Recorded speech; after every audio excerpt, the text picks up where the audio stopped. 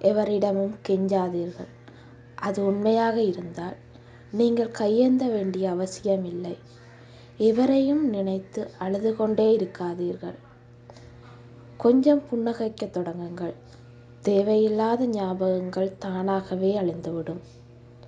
சாய்ந்து கொள்வதற்கு தோள் இல்லை என்று கவலைப்படாதீர்கள். தலையணைகள் உங்கள் நிம்மதியை ஒருபோதும் பறிக்காது.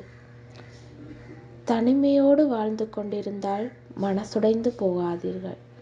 உங்களை பற்றி அது எவருக்கும் எதையும் சொல்லி சிரிக்கவே சிரிக்காது. வலிகளை தாங்க முடியவில்லை என்று வருத்தப்படாதீர்கள்.